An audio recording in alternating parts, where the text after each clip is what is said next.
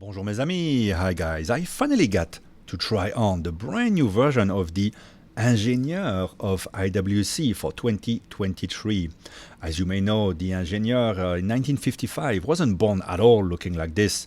It was more of a everyday watch with some rugged qualities. And then in 1976, to jump on the success of the Audemars Piguet Royal Oak, Gerald Genta lended his ideas to IWC and penned the 1832, which was produced in only 543 pieces in steel from 76 to 84 because it was not wearing quite well, fairly thick and not pleasant on the wrist.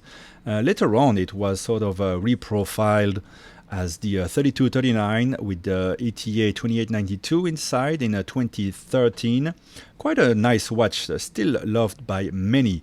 And for some reason, IWC then turned the Ingenieur into a bit of a nothing kind of watch, while all the other brands were jumping on this Gerald Genta bandwagon. And now we have it back for 2023. Here it is. This is the black dial version with the dial very much similar to the original 1832 dial. But the rest of the watch is more of a reprofiled 3239, the 2013 version of this watch with those distinctive crown guards, which many people kind of lament the presence of. But beautiful watch, nice contrast on the dial and on the bracelet with nice polished details on the side, also on the side of the center links. The dial otherwise keeps the pencil hands, double markers at 12, and you have the presence of the date. And on the wrist, it wears beautifully because it's quite thin, very comfortable bracelet, which angles straight down. So even if you have a smaller wrist or larger wrist, it's going to look very good. And I think that's a great point for this watch. Inside the bracelet links, you still have that little dimple to easily remove the links that were already present in 2013. And the movement inside is the caliber 32111, which is an evolution of the, I believe, ETA 2892. This time, 5 days of power reserve and actually very smooth to wind.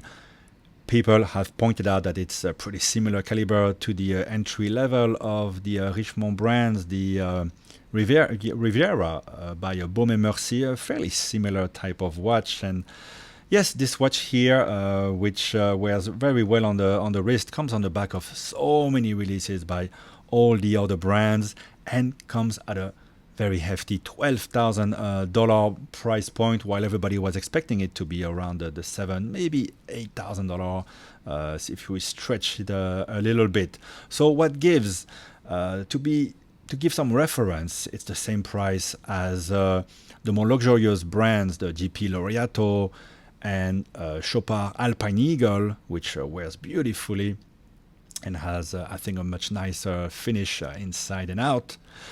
Maybe the price is thought of by the marketing team in relation to, if you price it at $7,000-$8,000 to a Rolex entry-level steel sports or a steel Datejust, which are very difficult to get. So this would be the next best thing.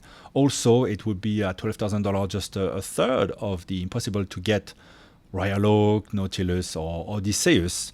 That may be the thought process, but personally, I've seen so many of these watches recently, from the Tissot PRX, which I own and hardly ever wear anymore, all the way up to the Vacheron 222. In between that, I've tried on the C by Romain Gauthier, the Laurent Ferrier Sport Auto, the Tondar by Parmigiani, the Antarctique by Japek, and all sorts of watches. I don't even know if I really love this type of watch anymore, as I enjoy wearing dress watches a bit more lately. But maybe people walking into the IWC shop will see the Portuguesers, the pilots, and then discover this and fall in love with it and be ready to spend the money.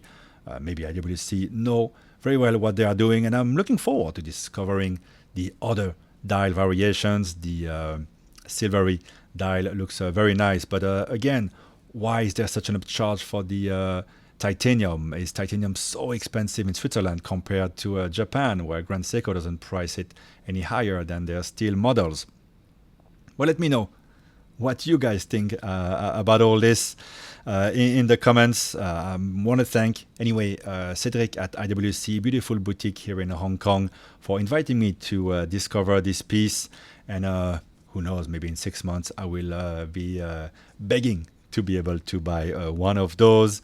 Sometimes you have to let the design work their magic on you. But I have to say the design here is something that we've been accustomed to, just a bit more refined.